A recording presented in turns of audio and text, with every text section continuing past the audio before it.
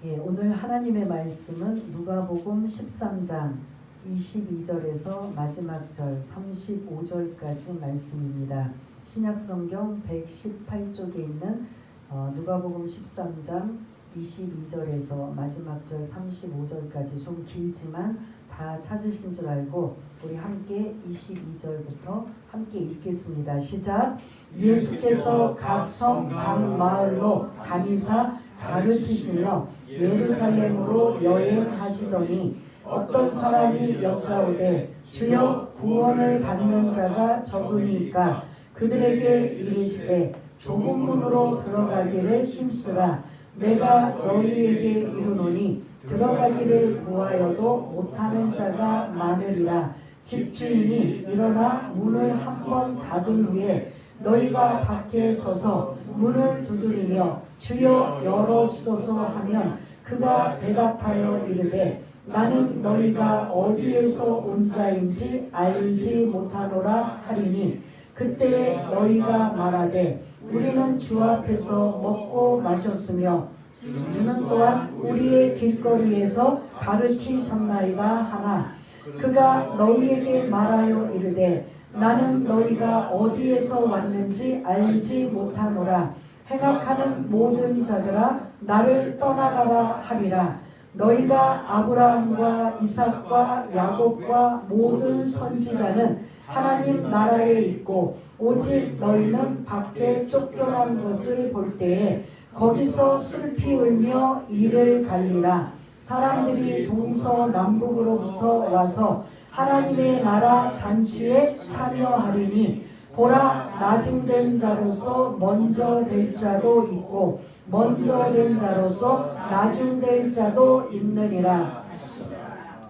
곧 그때에 어떤 바리새인들이 나와서 이르되 나가서 여기를 떠나소서 헤롯이 당신을 죽이고자 하나이다.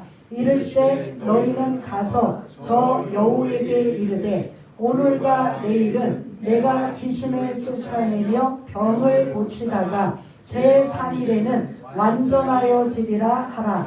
그러나 오늘과 내일과 모레는 내가 갈 길을 가야 하리니 선지자가 예루살렘 밖에서는 죽는 법이 없느니라. 예루살렘아 예루살렘아 선지자들을 죽이고 내게 파송된 자들을 돌로 치는 자여 암탉이 제 새끼를 날개 아래에 모음같이 내가 너희의 자녀를 모으려 한 일이 몇 번이냐. 그러나 너희가 원하지 아니하였도다. 보라 너희 집이 황폐하여 버림바 되리라.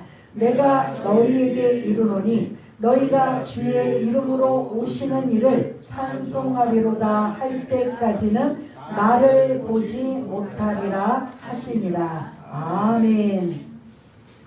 오늘 제목 좁은 문으로 들어가기를 힘쓰라 라는 이 말씀을 가지고 함께 은혜를 나누려고 합니다.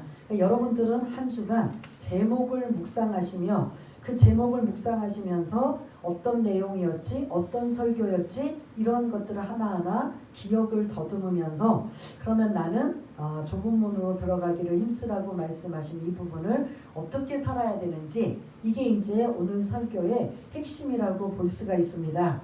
오늘 이 말씀을 나누기 전에 22절 말씀을 우리 한번 읽었지만 한번 22절 다시 한번 읽겠습니다. 시작. 예수께서 각 성, 각 마을로 다니사 가르치시며 예루살렘으로 여행하시더니 아멘. 그럼 오늘 22절을 보면 예수님이 지금 현재 어디시라는 거예요? 각 성, 각 마을. 그게 어디예요? 아니죠. 목적지는 어디예요? 예수님이 뭐 가시는 목적지는 예루살렘. 근데 요거를 그냥 아무 생각 없이 읽으면 예수님은 지금 어디에 계신다라고 생각해요? 저도 그렇게 생각해요. 그래서 저도 착각할 수 있기 때문에 여러분도 혹시 그런 오류가 있을까봐 먼저 염두에 두시는데 여러분 성경책을 PPT를 보고 계시지만 자기 성경책을 보고 계실 거예요. 그러면 9장 51절을 한번 전에 거를 이제 본문은 이렇게 표시를 해놓으시고 요 한 절만 우리 한번 다시 한번 보고 넘어갈 텐데요. 9장 51절이 지금 이게 계속 연결되어지는 말씀이에요. 9장 51절 우리 한번 찾으신 줄 알고 같이 읽겠습니다. 시작. 예수께서 승천하실 기약이 차가매 예루살렘을 향하여 올라가기로 결심하시고. 아멘. 이게 목적이에요. 그런데 지금 계속 예루살렘에 도착하는 시기는 지금 누가복음 19장에서 일어나요. 그러면 아직 좀 멀었어요. 그러면 지금 계속 예수님이 공생의 사역을 처음 하셨던 지역이 어디였죠? 갈릴리 지역이에요. 갈릴리 지역에서 공생의 사역을 초기에 계속 하시다가 목적지인 예루살렘으로 가실 때 곧장 옆도 뒤도 안 돌아보고 목적지인 예루살렘으로 도착하시는 게 아니라 가시는 여정마다 귀신도 쫓아내시고 병든 자도 고치시고 안식일이 되면 또 중간에 회당에 들어가서 말씀도 전하시고 하나님의 나라의 천국 복음을 가르치시는 일을 지금 계속 가시면서 하고 계시는 거예요. 그럼 지금 예루살렘으로 가시는 여정이 어느 정도 되는지를 우린 잘 몰라요. 그러나 아직 예루살렘을 도착했다 안 했다? 안 했다라는 거예요. 그래서 목적지는 예수님이 승천하실 기약이 차갔다라는 건 뭐가 이루어져야 승천이 일어나요? 십자가에서 죽으시고 그 다음 뭐죠? 부활하신 다음에 40일 동안 제자들과 함께 계시다가 그리고 그 제자들을 보는 앞에서 뭐 하신 거죠? 그게 근거가 사도행전 1장에 등장하는 승천하시는 내용이에요. 근데 이거를 이제 함축해서 9장 51절을 보면 앞으로 예수님이 예루살렘에 가시면 죽으시고 부활하시고 승천하실 이 일들이 곧 가까이 오고 계시기 때문에 목적지는 예루살렘을 향하여 가시지만 그 예루살렘을 향하여 가시는 그 걸음걸음마다 들리는 성이나 이런 마을에 그런 주님의 손길이 필요한 자들에게는 언제든지 고쳐주시고 치유해주시고 쫓아내시고 말씀하시는 이런 여정이 지금 계속 가고 계셔요. 제가 지도를 하나 이제 넣는다는 걸 제가 이제 깜빡하고 이제 못 넣는데 혹시 다음 주에 제가 생각나면 이제 그 지도를 가시는 여정이니까 이제 표현을 이제 보여드리려고 하는데 오늘 없어서 죄송하고요. 22절에 보면 다시 한번 정리하면 예수님은 어딘지는 모르지만 지금 예루살렘에 도착했다 안 했다? 안 했다라는 거예요. 그럼 계속 가시는 지금 여정에 있어요. 그러면 여러분도 혹시 이스라엘 지도 어느 정도 기억하세요? 뼈대가 갈릴리 바다 그 다음에 쭉 요단강을 끼고 내려오면 뭐가 있다? 사해 바다가 있다. 사해, 염해. 그러면 여러분들이 머릿속에 딱 떠놓으면 그 갈릴리 바다와 그리고 갈릴리 바다에서 흘러내려오는 강 이름이 뭐라고요? 요단강. 그리고 밑에 사해 바다. 그 올챙이 같이 생겼어요. 맨 위에 올챙이 머리는 뭐라고요? 갈릴리 바다. 그리고 올챙이 이렇게 몸통 이렇게 내려오는 건 뭐라고요? 예? 요단강. 그 다음에 요단강 밑에서 그 물들이 고여서 빠져나가지 못하는 건 뭐라고요? 사해. 그 머릿속에 지금 그림 좀 한번 그려보세요. 올챙이 같이 생겼는데 머리는 뭐다? 갈릴리 호수 바다다. 호수예요. 엄밀히. 그들은 이제 그걸 바다라고 하는데 그 내려오는 게 뭐라고요? 예, 그 요단강 밑에서 고여있는 물이 뭐라고요? 사해다. 이게 이제 이스라엘의 뼈대예요. 그러면 예수님이 처음에 그 올챙이 머리와 같은 갈릴리 호수 바다에서 그 주변을 계속 사역을 하시다가 지금 이제 목적지인 예루살렘으로 사해 우에 있는 그 서쪽에 있는 그 예루살렘이 목적지인데 그러면 갈릴리에서 쭉 예루살렘으로 내려오시는 게 아니라 사마리아 지역에서 복음을 거부하니까 요단강을 어떻게 하셨다? 건너가셨어요. 그 요단강을 사이에 두고 동편과 서편이 있어요. 지금으로 말하면 동편은 요르단 지역이지만 그때는 그냥 요단강 동편이고 서편은 그 성경에 나오는 지도에 그런 지명들이 많이 등장하고 있는데 예수님이 현재 어디를 추정하냐면 갈릴리에서 사역하시고 요단강으로 쭉 내려오는 여정에 건너오셨다는 거예요. 건너서 원래 유대인들이 예루살렘을 갈릴리의 정통 유대인들은 예루살렘의 명절을 가기 위해서는 곧바로 직선으로 내려온다고 했어요, 안 했어요? 예? 했어요, 안 했어요? 갈릴리에 있는 유대인들이 예루살렘을 가야 되는 명절이 있어요. 그럼 반드시 거기를 예루살렘을 가기 위해서는 그 갈릴리에서 직선으로 가려면 요단강을 안 건너고 직선으로 내려오면 빨라요. 근데 유대인들은 그 직선으로 안 가요. 반드시 요단강을 건너서 그 여리고라는 지역 그쪽으로 건너와서 예루살렘을 가요. 왜 그렇죠? 이유가 뭐 때문에? 어떤 지역 때문에? 사마리아 지역 때문에. 그래서 갈릴리에서 직선으로 내려오면 반드시 어디를 거쳐야 돼요? 사마리아를 거쳐야 되기 때문에 그 사마리아 지도가 있으면 그냥 한 번에 그냥 탁 하고 눈에 보일 텐데 제가 그걸 안 올려놔서 죄송하고요. 사마리아 지역을 안 거치기 위해서 반드시 어디를 건너간다? 요단강을 건너서 내려오셔서 여리고 쪽으로 해가지고 대부분 예루살렘으로 가는 게 유대인들의 모습인데, 주님은 그러려고 하신 게 아니라 사마리아에서 거부하니까 건너서 그들에게도 복음의 기회를 접하기 위해 건너편으로 지금 와 계신 상황이에요. 근데 그게 이제 지도로 보면 헤롯 안티파스가 통치하는 영역이 그 갈릴리 지역과 요단강 건너편이에요. 이거 지도가 없어서 좀 죄송합니다. 그 이제 또 다음 주에 이제 지도를 한번 보여드릴 텐데요. 왜냐하면 지금 여기에 누구 이름이 31절을 이제 PPT를 얼른 좀 보여주시면 누구 이름이 등장해요. 예? 31절. 헤롯이 등장해요. 이 당시는 예수님이 태어날 때 그 3살 미만의 아이들은 다 죽여라. 뭐 왕이 동방박사가 와서 왕을 경배하러 왔다고 했을 때 헤롯이 내가 왕인데 누가 또 왕이 있느냐? 태어난 자들 다 죽이라고 그래서 예수님이 태어났을 때 죽이라고 했던 명령했던 사람이 헤롯 대왕이에요. 헤롯 뭐라고요? 대왕이라고 불러요. 예수님을 태어났을 때 죽이려고 했던 자. 그래서 지금 이 예수님이 활동하고 있을 때 헤롯의 이름은 그의 아들들이 그 지역을 세 구역으로 나누어서 3명의 아들이 세 구역을 나누어서 큰 아들은 아래쪽, 뭐 둘째 아들은 가운데 쪽 이렇게 해서 그 세 군데로 나누어서 통치를 해요.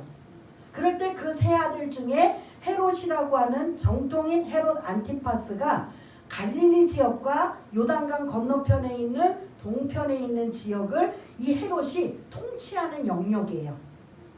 그러면 이 31절에 등장하는 헤롯은 여러분들이 이미 말씀을 나누었는데 누구를 죽인 사람이에요? 누구를 죽였을까요?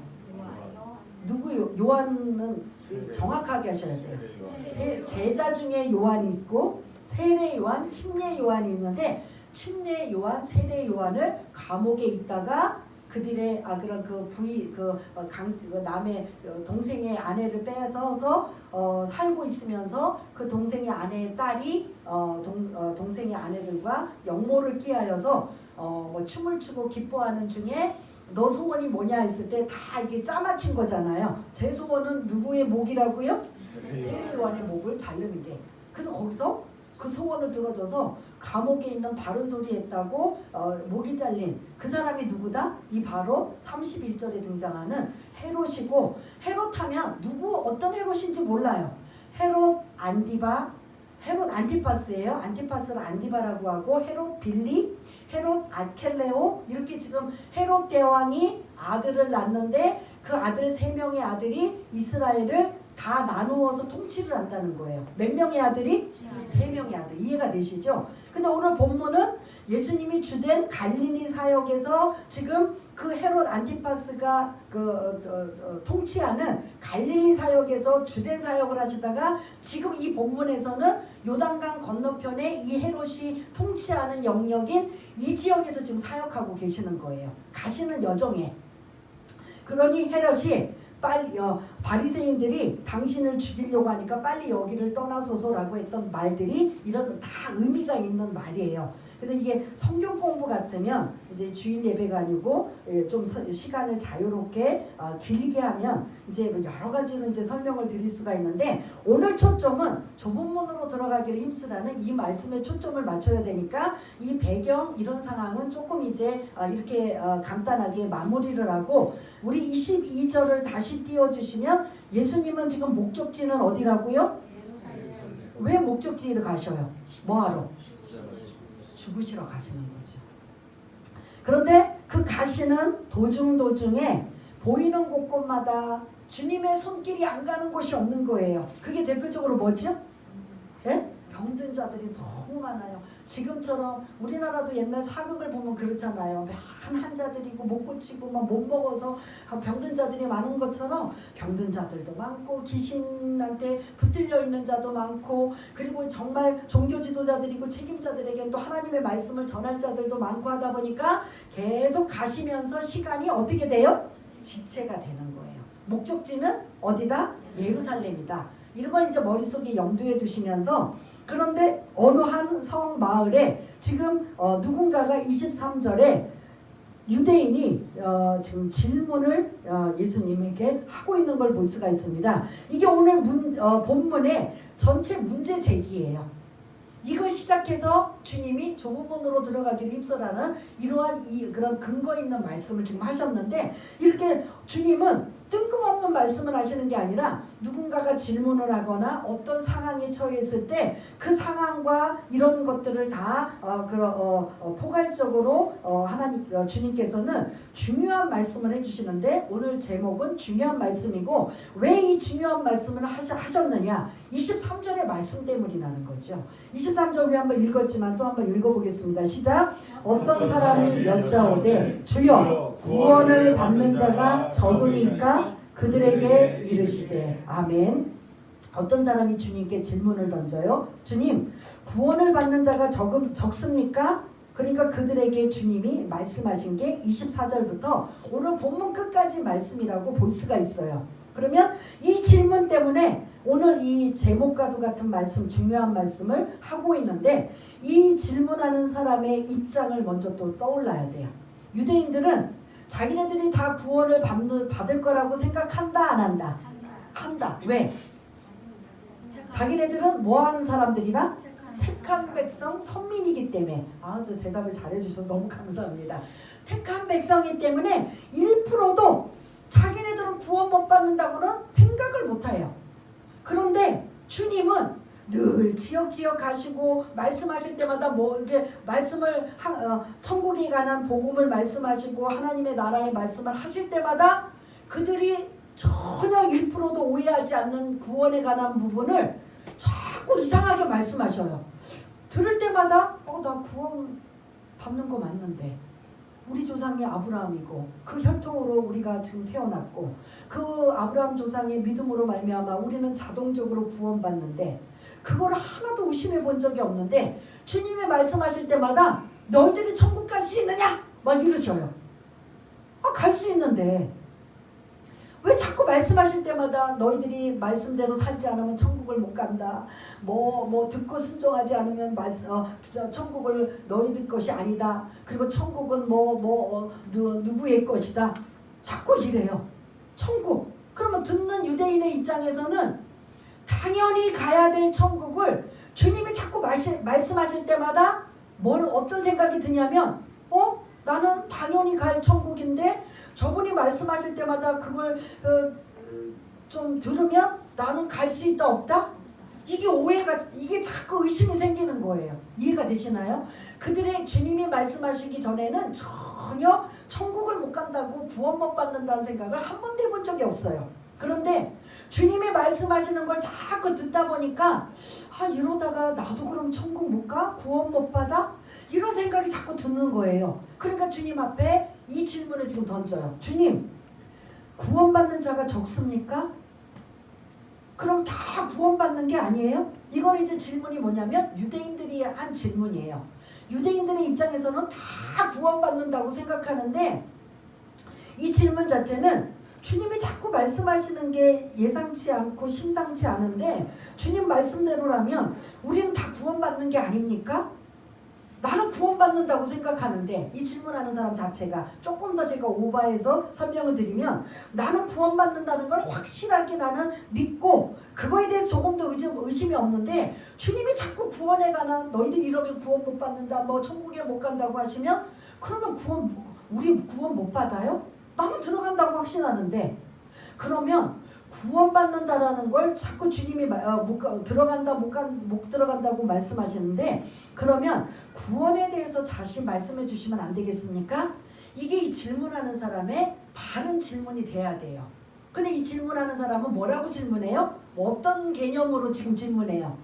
구원받는 사람의 수가 적으냐 많으냐, 이거에 대해서. 우리는 다 100% 유대인이라면 구원받는다고 생각했는데 주님의 말씀을 들어보니까 다 가는 게 아니라는 거예요.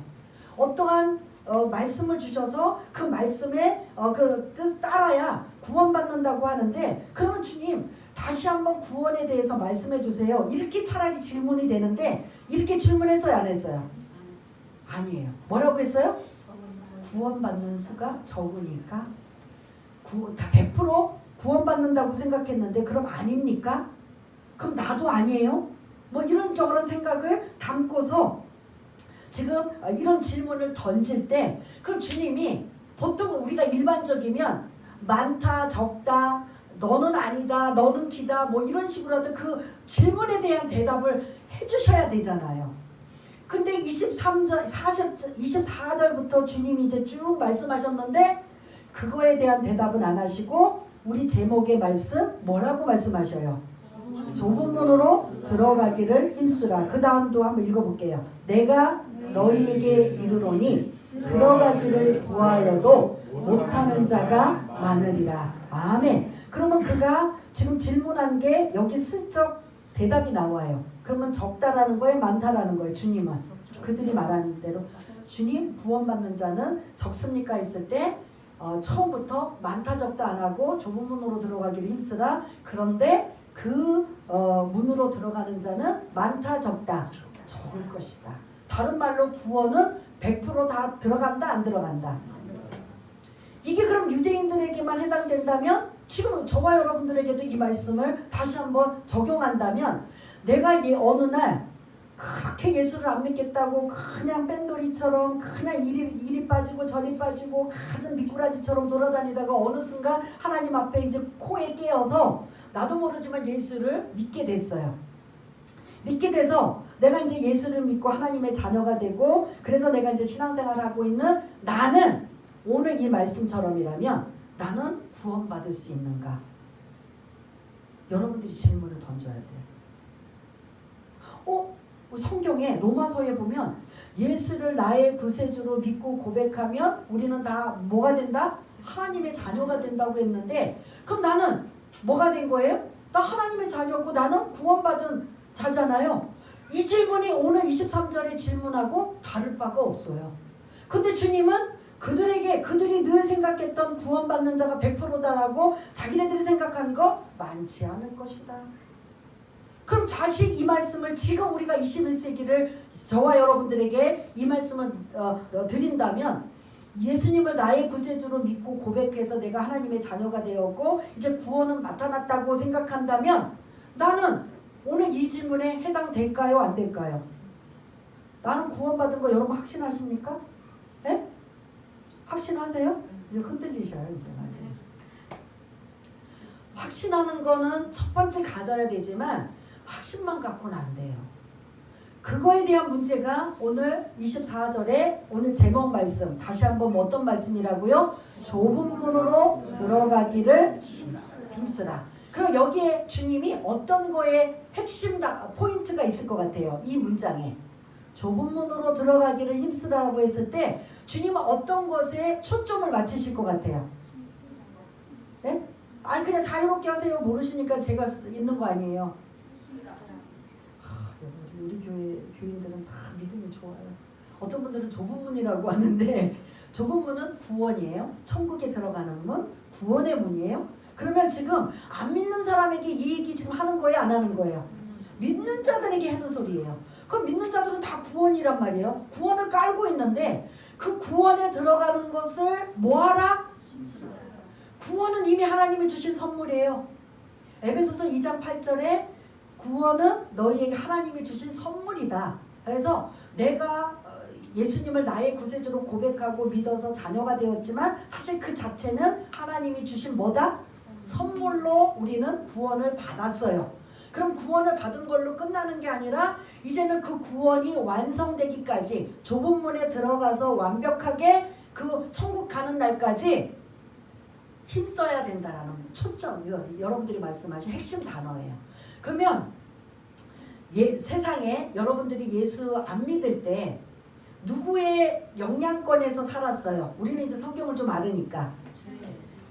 아니, 그러니까 다 죄인이에요. 지금 예수 믿어도 저와 여러분 죄인이에요. 근데 죄인이든 안 하든 다 우리는 하나님과 상관없이 살면 누구의 영향력을 받고 살았어요? 사단 마귀의 공중 권세 잡은 자의 영향을 받고 살아요. 그러니까 지금 세상에 안 믿는 자들은 누구의 밥이에요? 사단 마귀의 밥이니까 그들은 그 밥 속에 살고 있으니까 뭐 그렇게 신경 쓰고 예민하고 그들은 어떻게 막 할 필요가 없어요. 근데 경계 경보가 있어요. 그렇게 사단의 밥으로 살고 있던 저와 여러분이 어느 날 갑자기 바뀌었어요. 뭘로? 예? 하나님의 자녀로 바뀌었어요. 구원받은. 그러면 누가 경계할까요? 경계의 경보를 나갈까요? 예? 누가? 이해가 되시나요? 우리가 예수 믿기 전에는 세상 사람들은 마귀의 밥이고 마귀의 조종에서 이 세상의 염려와 근심과 걱정과 그리고 막 그들이 그 사단의 그 계략을 모르니까 죽이고 도적질하고 멸망하는 그 일에 아무것도 모르니까 거기에 그냥 살아가는 게 세상 사람들의 모습이었다면, 그랬던 우리가 이제 예수 믿고 신분이 바뀌고 상황이 바뀌다 보니까 그들의 영역 안에 있던 우리가 영역 밖에 하나님의 영역 안으로 들어가면 이제 하나님의 영역 안으로 들어간 우리를 사단 마귀가 박수치면서 잘 갔어, 니네들 살아 할까요? 아니면 방해할까요? 잘하시네요. 방해하는데 제대로 예수 믿게 할까요? 안 할까요? 자꾸 유혹하지요. 꼬드기지요. 야, 니네 세상에 살 때 내 밥이었잖아. 말은 그렇게 안 하지만 니네 뭐 염려 근심, 주님은 하나님의 자녀니까 내가 다 책임질게. 너희들 필요한 거 있으면 기도해. 그러면서 하나님께서 다 예비해 놓으셨다고 하면서 염려하지 마, 근심하지 마. 하나님께서 다 너희들이 필요한 거 다 주실 거야, 채워주실 거야 라는 이런 말씀이 신분이 바뀌니까 했는데, 세상에서는 어떻게 했어요? 그런 말 마귀가 했어요, 안 했어요? 마귀가 내가 장악하고 있으니까 책임질 테니까 염려하지 마, 걱정하지 마, 내 마귀가 다 해줄게. 이렇게 살았어요? 마귀는 뭐하게 만들어요? 더 염려하게 만들고, 더 고민하게 만들고, 더 걱정하게 만들어서 그걸 어떻게 해요? 죽이고 만드는 거예요. 근데 예수 믿고 저와 여러분들이 하나님의 자녀 영역 안에 들어와서 이게 버려져요? 안 버려져요? 여전히 안 버려져요. 그러니까 마귀는 바깥에서 계속 우리를 꼬드기는 거죠. 야, 너 지금 물질로, 건강으로, 환경으로 지금 네 꼴이 말이 아닌데 염려해야 되잖아, 걱정해야 되잖아. 우리는 여전히 하나님의 자녀이면, 하나의 예를 들자면 그렇게 지금 계속 누구의 꼬드김으로 우리가 지금 헷갈려요? 사단 마귀의 꼬들림으로 우리는 헷갈려요. 근데 하나님은 분명히 다 넣고 너희들의 문제, 너희들의 어려운 거 내가 다 알아. 그러니 구하라, 찾으라, 두드려라. 아무것도 염려하지 말라. 그리고 부르짖어라. 분명히 그러면서 그 염려를 다 누구에게 맡겨라? 주께 맡겨라. 제가 말씀드린 그냥 만든 거예요? 근데 우리가 사실 이 이론을 여러분들에게 말씀드릴 때는 아는 것 같지만 나의 삶 속에 진짜 힘들고 어려우면 그 다시 옛날의 근심과 걱정과 염려로 가요, 안 가요? 대답들 잘하시네요. 그러면 누가 좋아할 일이에요? 누가 슬퍼할 일이에요? 이게 우리는 안 된다는 거죠. 이것조차도 좁은 문으로 들어가기, 구원받아서 한 번 구원받았으니까 이제 나는 끝났다. 뭐 나머지는 이단들이잖아요. 너희들 이제 구원은 맡아놨으니까 마음대로 아무렇게도 살아도 돼. 하나님이 책임져 주신다고 했잖아. 그거는 반만 아는 거고, 이제는 그 믿음으로 고백했다면 야고보서나 그에 보면 반드시 믿음과 함께 행함도 필요한 거예요. 행함은 뭐냐? 하나님이 주신 약속의 말씀을 붙들고 내가 이 말씀대로 완벽하지는 못하지만 이 지금 제가 이렇게 하나의 예를 들은 것처럼 살려고 노력하느냐 안 하느냐가, 여러분들 이건 우리의 몫이다 아니다? 우리의 몫인 거예요. 하나의 예를 들어도 우리는 똑같이 마귀의 영역 안에 살든 하나님의 영역 안에 살든 이 땅에서 뭔가 확 달라지진 않고 염려와 근심거리, 문제거리는 있어요. 그런데 세상에서 살 때는 그냥 막 다 죽어가는 것처럼 염려와 근심과 막 무거운 짐을 짊어지고 이게 해결될 때까지는 그냥 나는 막 식음을 전폐하고 하는 게 마귀가 원하는 것이었다면, 똑같은 문제를 할지라도 하나님의 자녀로서 그 상황을 볼 때 하나님은 그래 너 그거 맞아 그렇게 하는 게 그렇게 성경에 쓰여 있어요? 나한테 왜 안 맡기냐는 거예요. 내가 다 해결해주고 책임져 줄 텐데. 이 부분은 좁은 문으로 들어가기를 뭐 해야 되는 거예요? 힘써야 되는 거예요. 이해되세요? 또 교회 안에 세상에 전도하러 많이 가보면 다 나도 한번 내 옛날에 다 교회 다녔어요. 근데 대부분의 다는 아니지만 대부분의 사람들이 뭐에 딱 걸렸느냐? 혹시 아시나요? 예? 이제 그거는 신앙의 문제고, 대부분은 아주 가볍고 별 문제 아닌 거에 실족해서 교회를 떠나요. 누구의 문제 때문에? 성도들의 문제들 때문에. 그러니까 그들은 뭐라고 하냐면 나는 예수님은 좋은데 뭐 때문에 안 간다? 들어본 적 있으세요? 전도하러 가시다 보면? 그러면 이게 남 얘기가 아니고 누구 얘기예요? 내 얘기, 우리 얘기예요. 이것도 또 하나 예를 들자면, 교회 안에서 그렇게 실족한 사람들이 에이 기분 나빠, 내가 뭐 여기에 뭐 돈을 벌기 위해서 뭐 하기 위해서 내가 이 교회에 와서 더럽게 욕이나 얻어먹고 싫은 소리 들으면서 내가 왜 뭐하러 교회를 다녀? 나 안 가. 그럼 이 사람은 힘쓴 거예요? 안 쓴 거예요? 그럼 이 사람은 결국 구원의 일을 자기 스스로 뭐 한 거예요? 박차고 포기하고 나간 거예요. 근데 예를 들어서 교회 안에 정말 뭐 그냥 악의적인 그 성격 자체가 막 힘들게 하는 피곤한 스타일도 있지만, 좀 좋은 의미로 좀 고쳐주기 위해서, 바꿔주기 위해서 그가 깨닫지 못하니까 자꾸 이렇게 좀 언어는 조금 잘못되었지만 좀 이렇게 신경에 거슬리는 일들을 자꾸 하다 보니까 듣는 입장에서는 이게 싫은 거예요. 그러면 나는 그 사람 막 보기 싫어서 교회에 가기 싫고, 그러다 보니까 이제 교회를 떠나게 되고, 이런 일들이 여러분 주변에 혹시 있어요, 없어요? 그런 일들이 사람 때문에. 그래서 열심히 전도해도 교회 안에서는 그 사람과의 관계가 제대로 이게 이 소화를 못 시키니까 나 이러면 안 가. 그 아주 배짱이잖아요. 그러면서 그 사람들을 이제 실족하게 되는데, 힘쓴다라는 건 어떻게 해야 될까요? 다 믿음의 차이는 있지만 누군가가 저를 막 공격하고 막 그냥 막 계속 그냥 막 안 좋은 소리를 해요. 그러면 여러분들의 입장에서 만약에 그런다면 저는 그걸 어떻게 해야 될까요? 아파요. 힘들어요. 그리고 나 자신이 그런 부분이 있는가를 점검해봐요. 그러면서 어떻게 해요? 하나님, 제가 그런 소리를 들을 만한 행동과 이런 부분이 있다면 하나님 용서해 주시고 자기 자신을 점검해보고, 아무리 생각해봐도 이거는 상대방이 너무 나한테 심하게 한 것 같다 라고 하면 그 사람을 저 옛날에 평신도 때는 안 봤어요.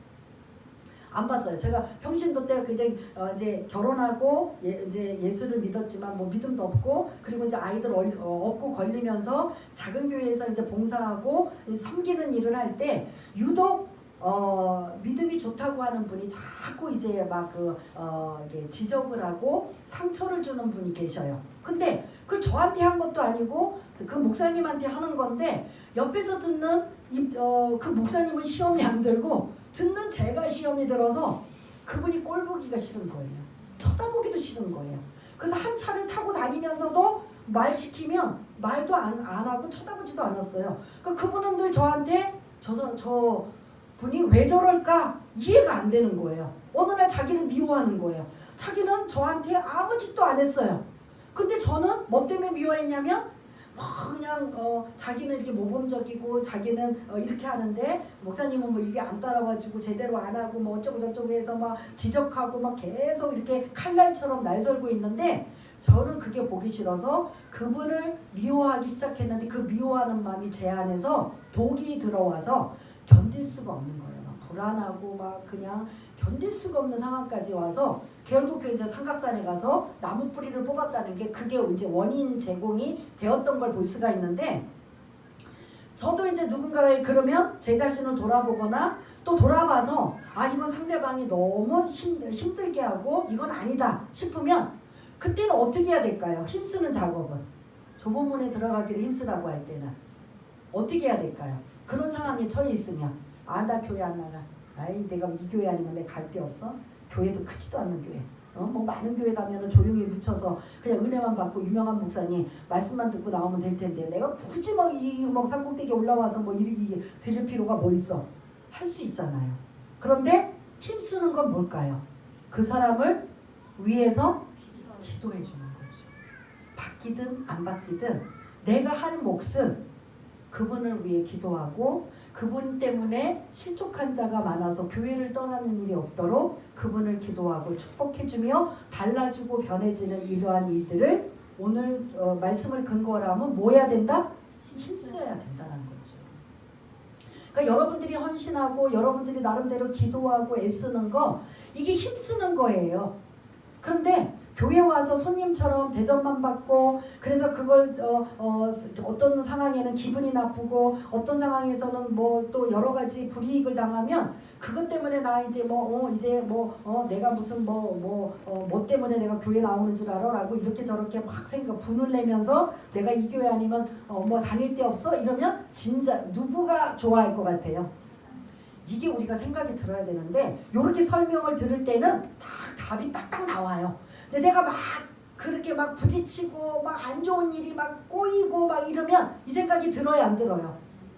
그래서 막 누군가가 나를 막 그냥 폭탄처럼 막 치고받고 막 계속 힘들게 할 때 아 이거 사단이 기뻐하는 일이니까 나는 이제 이거에 넘어가지 말아야지. 하나님은 오히려 그들을 위해서 기도하라고 했어. 그래 나는 하나님 오늘 24절 하나 예지만 좁은 문으로 들어가기를 나는 힘쓰겠습니다. 주님 도와주옵소서. 그리고 누구의 도움을 받아야 돼요? 성령님의 도우심을 받는 거죠. 내 힘으로 할 수 있어요? 없어요? 없어요. 구원받은 건 하나님의 선물이라면 할 말이 없어요. 다음 단계는 누구의 힘으로 이걸 힘써야 돼요. 여러분 힘으로 힘쓸 일 절대 못해요. 저도 못해요. 유명한 목사님들도 못해요.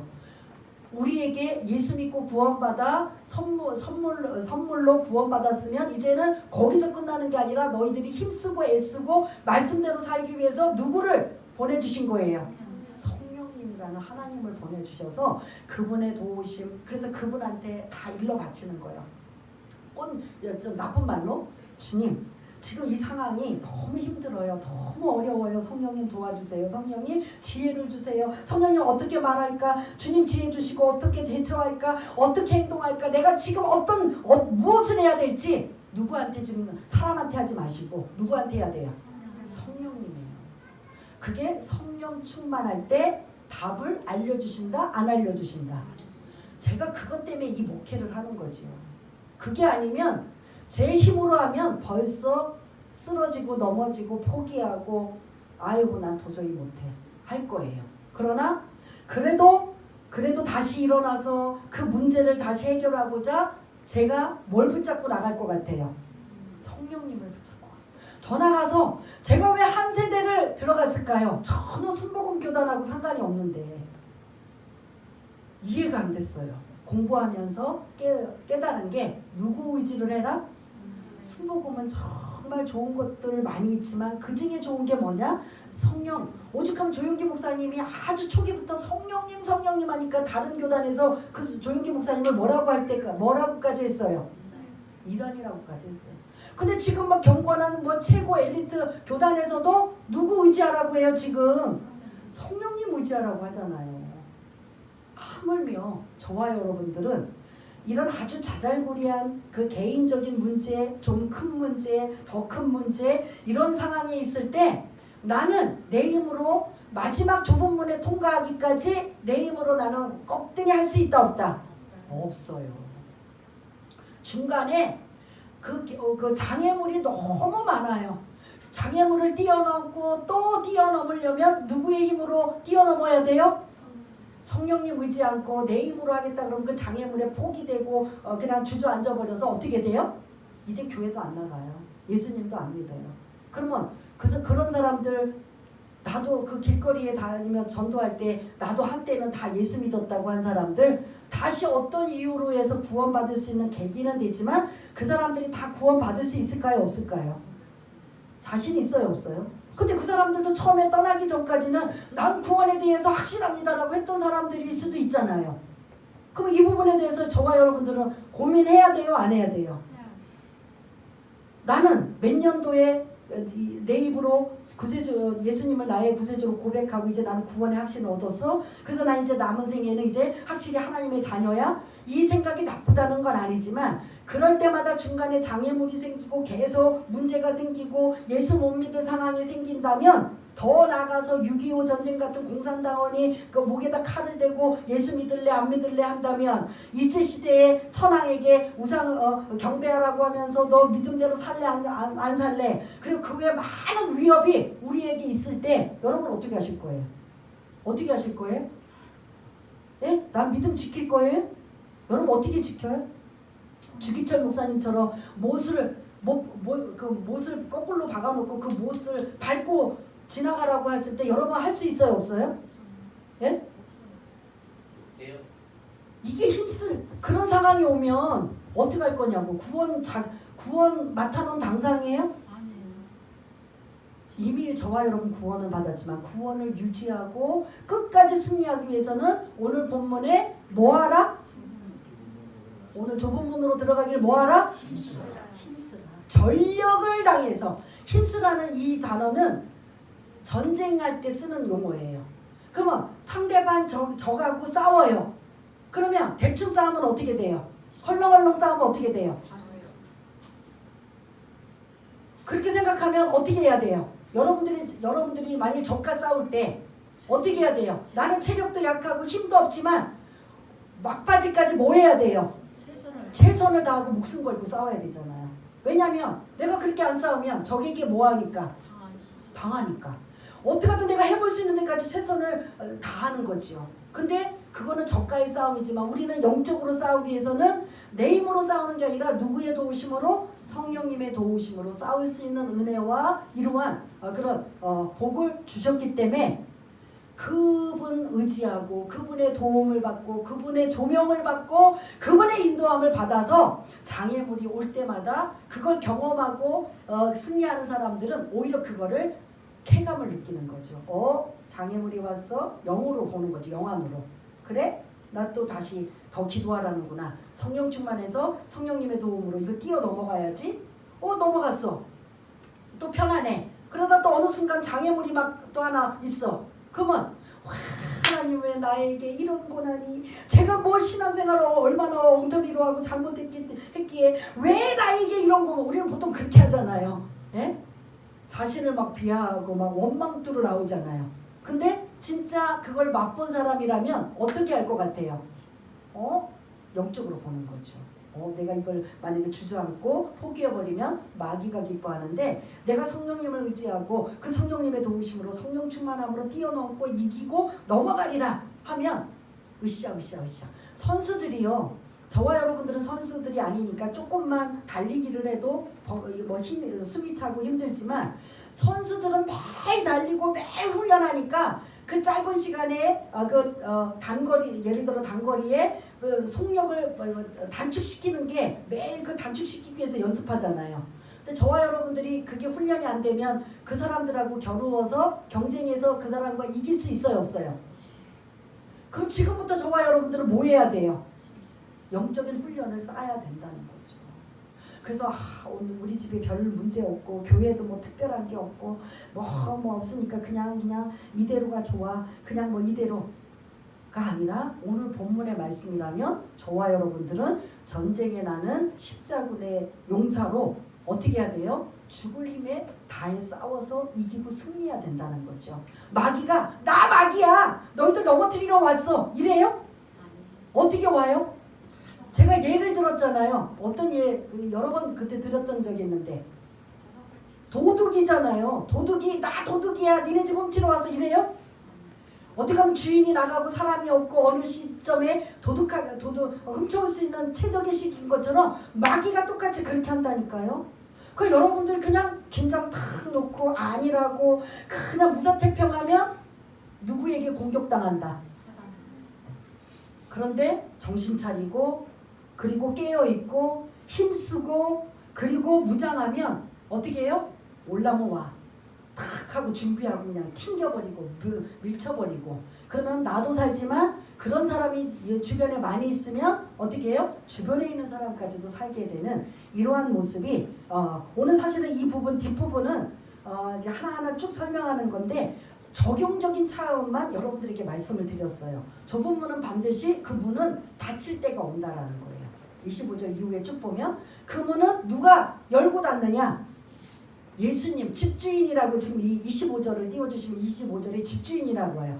그 집주인이 문을 닫아버려요. 그건 다른 말로 우리가 신학적인 용어로 뭐죠? 언제 닫아버려요? 언제? 재림 때. 그때 막 문을 열어달라고 막 두드려도 그때 문 안 열어줘요. 나는 너희를 모른다. 주님 왜 몰라요? 여기 쭉 뒤에서 보면 제가 이제 너무 적용을 시간을 많이 해갖고 하자면 저 혼자 이제 할게요. 뒤에서 막 문을 두드리고 주님 문 좀 열어주세요. 나는 너희들 모른대. 그러니까 주님 그들이 뭐라고 하냐면 주님 우리랑 함께 먹고 마시지 않았습니까? 그리고 주님 우리 길에서 우리를 말씀을 가르치지 않았습니까? 우리를 왜 몰라요? 막 이러면서 막 문을 두드려요. 나는 너희들 모른다. 이 악을 행하는 자들아. 여기 행악하는 자들아. 27절 쭉 나와요. 그러면서 너희들 아브라함의 선민이라고 믿음의 조상이라고 거기에 영향이 있어서 너희도 구원받아? 아니야. 너희들은 슬퍼 이를 갈며 그럴 때가 올 것이다. 구원을 받지 못한다라는 거예요. 왜? 행악하는 자들아. 말씀을 들었으면 들은 대로 힘쓰고 애쓰고 지키고 순종하려고 해야 되는데 들은 걸로 끝났잖아. 우리 지금 교회 안에서도 그러잖아요. 성전 문만 밟고 들어오는 사람, 성전 뜰만 밟는 사람 하고 지성소 안에 깊이 들어가서 은혜를 체험하는 사람, 누구에게 더 은혜가 임할까요? 지성소는 법궤가 있는 하나님의 임재의 상징인 그곳에 들어간 사람만 하나님의 은혜를 경험하고 안 사람이에요. 근데 성전 문만 밟고 다니고 뜰만 밟고 다닌 사람은 이 경험을 한 번도 해보지 않았기 때문에 어려운 일이 생기면 곧바로 어떻게 할까요? 힘쓸까요? 포기할까요? 네? 교회 안에서도 이런 사람이 많다는 거죠. 내가 이러한 하나님의 은혜, 성령 충만함, 성령의 조명, 성령의 인도함을 받지 않고 그냥 안일무사하게 그냥 교회만 나오면 되고 그냥 나는 하나님의 자녀야 여기서만 끝난다면 혹시 나를 악한 사탄마귀가 흔든다면 나는 넘어져서 일어날 수 있는 이런 게 안 된다는 거예요. 지금부터 그럼 저와 여러분들은 뭐를 해야 된다고요? 힘쓸 수 있는 훈련을 받아야 되는 거예요. 그걸 하나의 사람과의 관계, 영적인 관계 여러 군데에서 뭐 내가 예측하지 못하는 곳에서도 막 이리저리 막 올 수 있어요. 그럴 때마다 저와 여러분들은 말씀을 생각하는 영안이 여러분들이 영적인 눈으로 보셔야 된다라는 거죠. 그래서 주님은 너희들이 그렇게 착각하는 유대인들 구원받는 거 그것도 구원받을 수 있는 건 말씀을 듣고 지켜야만 구원받는다. 그러나 이방인들 봐라. 29절에 보면 동서남북으로부터 와서 하나님의 나라 잔치에 참여한다. 이게 저와 여러분이잖아요. 이방인들까지도 하나님이 구원의 문에 열게 들어오셔서 잔치에 참여하게 한다. 너희들 생각 잘못하고 있다는 거예요. 1차적으로 누구요? 유대인들의 생각. 2차적으로 저와 여러분들의 생각이에요. 나는 구원받았으니까 이제부터는 그렇게까지 막 애쓰고 힘쓰고 노력하고 할 필요 없어. 상급? 그때 안 받으면 되지 그냥 턱걸이로 들어가기만 하면 되지. 근데 들어가는 것조차도 내 믿음이 없으면 환난과 고난과 핍박이 6.25 공산당이라는 일제시대라는 이런 여러 가지 상황이 나를 죽을 위험까지 와서 한다면 여러분 지킬 수 있어요? 없어요? 그러면 오늘 제목 말씀처럼 마지막 단어 모아야 돼요. 힘쓰라. 여러분들이 한 주간 힘쓰라는 단어를 자꾸 묵상하셔야 돼요. 그게 나와 성도의 관계, 나와 세상의 관계, 나와 가족의 관계, 나와 이런 여러 가지의 관계를 통해서 내가 이런 부딪히고 만나고 접촉하고 내 주변에 있는 모든 상황일 때 나는 세상의 눈으로 볼 게 아니라 영적인 눈으로 볼 것이며 나는 힘쓰고 있는가 힘쓰지 않는가. 이게 이제 마지막에 제가 고린도후서 13장 5절을 읽고 마무리하겠습니다. 너희는 믿음 안에 있는가? 너희 자신을 시험하고 너희 자신을 확증하라. 예수 그리스도께서 너희 안에 계신 줄을 너희가 스스로 알지 못하느냐? 그렇지 않으면 너희는 버림받은 자니라. 고린도 교회의 교인들을 향해 사도 바울이 주신 말씀이에요. 너희도 고린도 교인들아 너희도 이 말씀대로 하지 않으면 버림받은 자라는 거예요. 여러분 이거 고민하시고 이해가 안 되시면 저한테 개별적으로 또 질문하시고 근데 웬만큼 질문은 안 하실 거예요. 이미 구원은 받았지만 구원이 흔들릴 수 있고 구원이 이런 확신하지 못하는 것 이건 전적으로 누구에게 달려 있어요? 나에게 달려 있는 거죠. 누구를 의지하지 않아서? 성령, 내 힘으로 안 되니까 성령님을 붙여주셨는데 그 성령님의 도우심과 인도함심과 충만함을 붙잡지 않으니까 나는 여전히 염려와 재물과 향락과 여러 가지 그 가시떨기밭처럼 길가밭처럼 돌짝밭처럼 그냥 열매를 못 맺는 거예요. 근데 어떻게 하든 힘쓰고 애쓰고 성령님의 도움을 받아 좋은 땅은 옥토밭은 결론은 뭐가 돼? 맺혀져요. 열매를 내는 거죠. 주님은 우리에게 열매가 있는가 없는가를 보시는 거예요. 이게 구원의 문 닫힌 후에 두드려도 소용이 없어요. 노아의 방주의 문 그렇게 오랫동안 방주를 만들 때 사람들이 비난과 조소를 할 때 정작 문이 닫혀서 비가 떨어질 때 그들이 막 문 좀 열어달라고 할 때 문이 열려요? 안 열려요? 안 열려요. 그때는 이미 끝났어요. 그러면 지금 말씀을 듣고 있는 저와 여러분은 좁은 문에 들어가기를 뭐하라? 힘써라. 애써라. 전력을 다해라.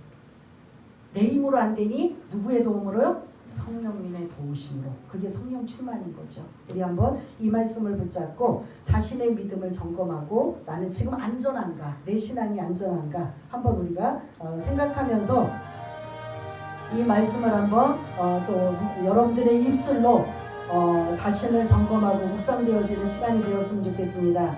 하나님 아버지의 은혜를 감사합니다. 저도 마찬가지고 이 자리에 있는 모든 사람들도 마찬가지고 구원은 우리가 나타났다고 확신하는데 오늘 이 말씀을 들어보니 우리 앞에 산 같은 장애물과 여러 가지 고난과 핍박과 죽을 위험에 처해 있을 때 나는 이 믿음을 지켜서 끝까지 좁은 문을 통과할 수 있을까? 주님 오늘 이 말씀 유대인들뿐만 아니라 이방인들까지도 모두 구원의 문은 열어주셨지만 구원의 문을 통과할 수 있는 건 힘쓰고 애쓰고 전력 투구하고 마치 전쟁에서 적가에 싸워 목숨 걸고 싸우는 것처럼 그렇게 싸우지 않으면 우리는 들어갈 수 없다는 걸 다시 한번 말씀을 주고 계시다면 성령님 도와주옵소서. 성령님 인정합니다. 환영합니다. 성령님 의지합니다. 성령님의 은혜와 능력을 붙잡고 내 힘이 아닌 성령의 충만함으로 다시 힘쓰고 애쓰며 좁은 문으로 들어가기를 아버지 노력하고자 하오니 주여 도와주옵소서. 이 말씀을 듣는 모든 이들 힘쓰고 애쓰다가 모두가 좁은 문을 통과하여 모두 다 어깨를 맞잡고 춤추며 기뻐하며 찬양하며 하나님 앞에 영광 돌릴 수 있는 우리 모두가 될 수 있도록 주님 도와주시옵소서. 모든 것 감사드리오며 사랑이 많으신 예수님 이름으로 기도드리옵나이다. 아멘.